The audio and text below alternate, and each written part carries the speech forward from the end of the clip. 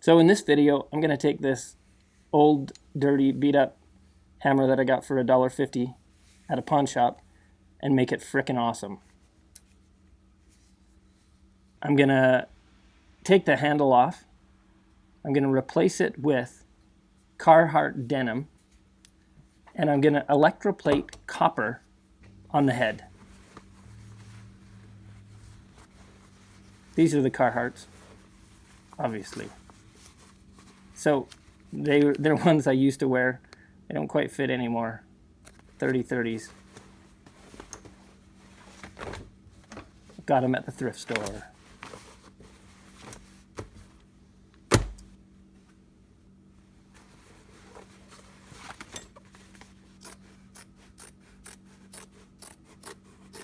Part of me was kind of sad doing this because I really like my Carhartts. These ones were good till I ate too many donuts at work.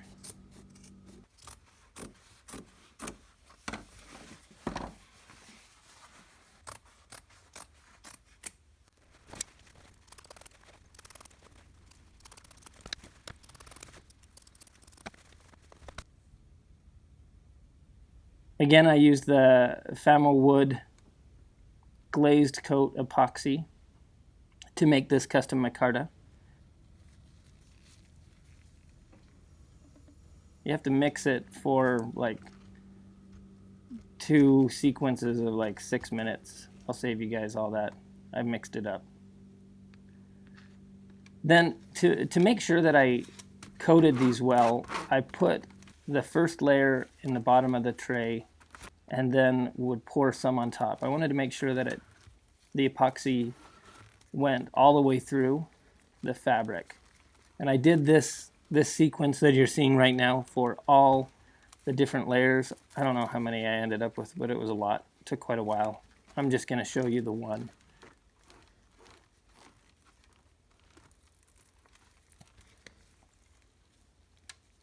The paper that I'm using inside my trays here is parchment paper. What's cool about the parchment paper is the epoxy doesn't stick to it. It just peels off. So I lined the bottom of the tray. These are baker's trays that I got at the thrift store. If you haven't seen the first time I used these, I used this with my cashmere scarf Est-wing hatchet to make the handle scales for that. It worked really well. With this larger piece though, after clamping it down, I decided I wanted to make sure it was nice and flat and flattened in the center. So I used one of my kettlebells. I have a 25-pound kettlebell that you'll see here in just a bit that I put in the center. Just because I was worried that maybe it was bubbling up in the center there, I was putting a lot more pressure on this one than I did with the cashmere scarf. Now to disassemble the handle on this hammer, I just needed to clear the edges of that. And this end plate is really, really pretty messed up. In contrast with the Est-wing hatchet that I did with the cashmere handles, these leather pieces were well oiled and lasted a lot longer. Kind of a testament to how, if you do care for the handle, the leather will last a lot longer. The leather on the Est-wing hatchet that I did was like rotting and falling apart. This leather was better. I soaked it in a Vaporust to try to clean it up as best I could. Left it overnight while I was waiting for the micarta to dry also. So this is the next day. It does look quite a bit better, but this hammer had been painted. I think that's probably original. It was painted black, and it took some sanding to clear off that paint. And then I wanted to polish up the hammer a little bit. I took it to my 1-inch belt sander and cleaned it up. This hammer had a lot of divots and dings in the sides. I don't know who likes to hammer with the sides of their hammers, but a lot of these hammers I've restored have dings on the side. I don't know why. So I actually, after I took it to the belt sander, I did take it down to a 320 grit sandpaper. And now I'm just cleaning it up in preparation for the electroplating. In the electroplating, one of the key things is to make sure that the metal is clear and clean so that the electroplating happens consistently across the thing. So I use distilled water. It's 5-part distilled water to 1 part muriatic acid. And for some reason I missed the pouring in of the muriatic acid in my video. You want to mix it with something that's not metal, or wood probably isn't good either. I had a ruler handy, so I used that. You want to make sure when you mix the muriatic acid with the water, the distilled water, that you mix the acid into the water, not the other way around. It can cause a chemical reaction because there'll be more water with, or more acid than water with you mixing it the other way, and it could splash around. So here I'm just hooking up the battery. The negative terminal will go to the hammer. The positive goes to that piece of copper plating that I put in to the solution. And as soon as it's in there, it starts bubbling like this. And really, it only took a few minutes. It's recommended that you kind of move it around. It only took a few minutes before it started to show some copper plating. After I left it in there for a bit the first time, I took it out and cleaned it up to even it out with some triple-aught steel wool, just to kind of polish it up, and then I stuck it in for a second soaking to create more of a consistent layer. And I think this was good. It was in there again for another few minutes, and it made a nice, very durable finish. This muriatic acid used to make this copper plating really makes a durable coating. I can polish it with this triple-aught steel wool, and it actually polishes. It doesn't seem to rub away the way it did when I used the PermaBlue. This is a much thicker coating. So now that I'm done that, it's time to get the micarta out. Start cutting it up. This took about a day and a half to really dry well. I made the mistake of leaving it in the garage. It probably would have been a little better in the house. My garage, it's still winter. We just got a big snowstorm just a couple days ago. And it's still cold, even though it's spring.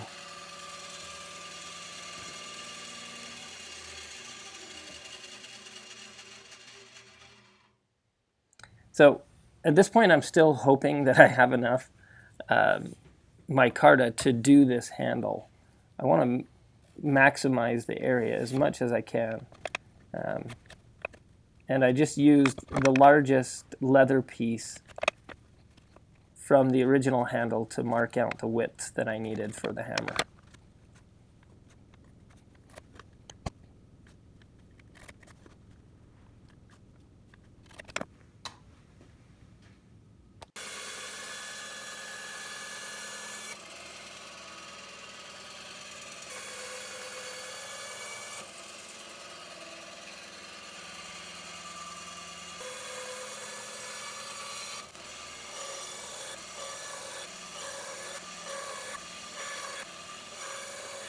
There's part of me that, while I was editing this video, I loved seeing the stacks of these pieces of micarta build up like a stop motion, kind of, they keep growing.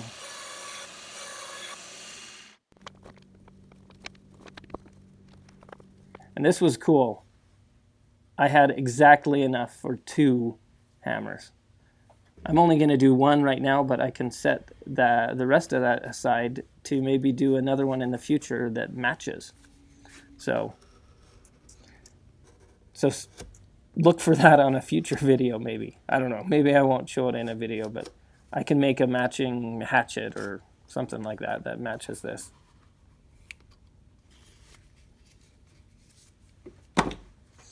I threw in a couple leather pieces, one to be kind of homage to the original Estwing hatchet, but also on the original Estwings they always have a few spacers in there, two black with one white in between, and I felt like this natural leather actually would kind of match the copper and accent the handle well.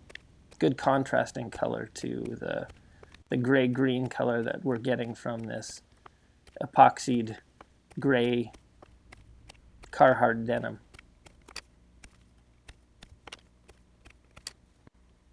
So I'm just marking the center and then where I'm going to need to drill so that I can slide these micarta handle stacks. I don't know what you'd call them. They're not scales now, like I did on my hatchet.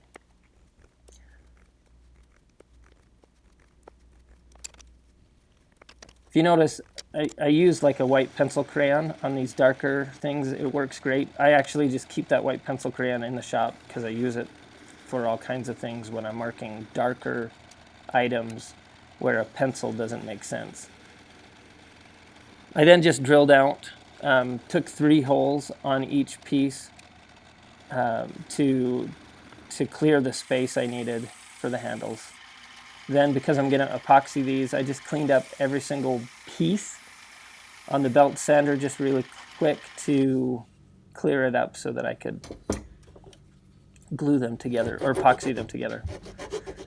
Now, I needed to, because each one of these was a little unique, I needed to clear them up, and the little saw in my Leatherman came in really handy here actually. It cut real well. It allowed me to shape the different pieces just right so that they fit on the handle well. I then numbered them so that I kept track of what order I intended them, so that when I glued them, if I mixed them up, while I was gluing, I knew which one went where. Now I'm just using epoxy to epoxy it all up together.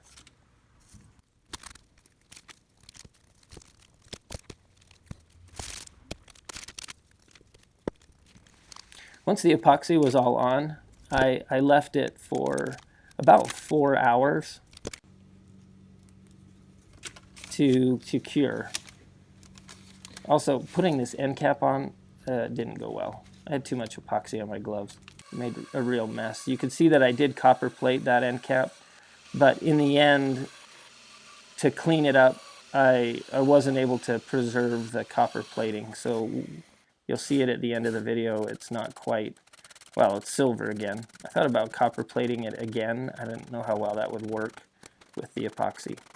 So now in just cleaning it up, I shaped it on the belt sander, and then I'm using my rasps that I normally use for carving wood handles to shape it, and it worked really well. Then I sandpapered it, took it down to a 320 grit. This is actually still with just the 220, I believe. And the 320 grit actually started to make it shinier, like you can see here.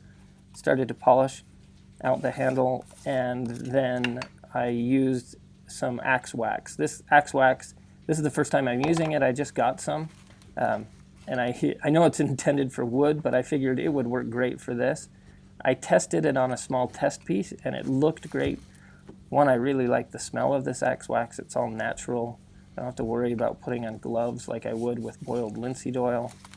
And it actually felt like, made my hands feel soft, like moisturizer. I don't know. But I rubbed it in really good, using the warmth of my hands to try to get it in really well. And then I went at it with some number 2 steel wool, and just kind of roughed it up a little bit and rubbed it in. I did this to try to help get it into the micarta a little better.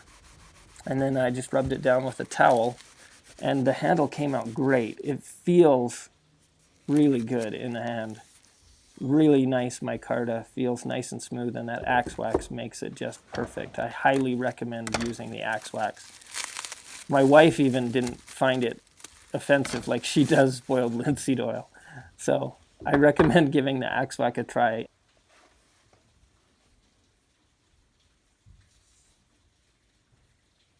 This handle, the hammer, everything, it turned out great. I really like the way the micarta looks on the handle stacked. It feels really good with the leather, accents it just perfect with the electroplated copper. It just turned out cool. I know when my boys think it looks cool that I've done well, and they thought it looked awesome.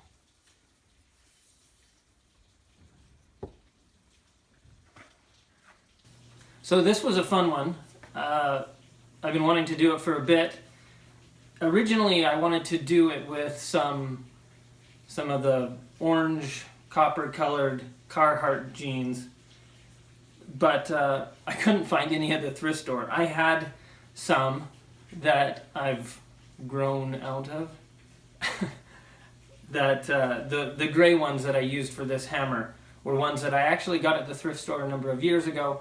I've actually gained a little weight. I went from a 30 waist to now a 32, and those Carhartts don't fit me anymore. And I thought, sure, I'll do the gray Carhartts instead. That's what I have. And originally I was thinking of using the permablue to permablue the handle, and that would contrast with the kind of orange copper colored Carhartts. But because I couldn't do that, I thought, hey, I wonder if I could electroplate copper onto the hammer. And a little search on YouTube showed me that, yeah, it wasn't that hard. So that's how this hammer came to be. And I actually think it turned out great. I really like the contrast between the gray. It actually now looks kind of this gray-green dark color with the axe wax rubbed in. I think it turned out great. And I wanted to take the opportunity at the end of this video to thank all of you that have subscribed to my channel. I'm fairly new at this, and I've really been humbled by the reaction I've got to some of my videos, and that so many of you have been willing to watch and listen and have enjoyed and liked and commented on my videos. It's been great. I should be hitting 5,000 subscribers probably around when this video goes up, and in a way this is a thanks to all of you. I also wanted to take the opportunity at the end of this video to talk about someone important to me.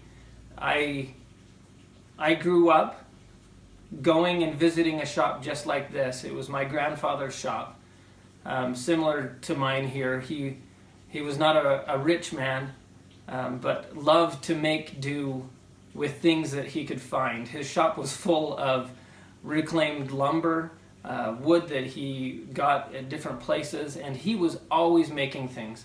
And when I was a little kid, when I'd visit my grandpa, I would follow him everywhere. And tomorrow is would be my grandpa's birthday. He passed away when I was in high school, almost a senior, and back in the 90s. And he's always been my inspiration. The things I do here in the garage and in my shop, when I'm working on them, I feel a closeness to him because of all that he taught and showed me. It was the first belt sander I used was my grandpa's. I used to always make all kinds of things out of wood, scrap pieces that he had in his garage, especially using his belt sander. So, happy birthday, Grandpa. Thank you all for 5,000 subscribers, and I hope you liked my custom Estwing Carhartt copper-plated hammer video. If you haven't already, like and subscribe. I plan on making more videos like this. I really, really enjoy doing these kind of things. It's been a lot of fun. There'll be more to come. You won't be disappointed. and look for opportunities to give those old things, like this hammer, new life.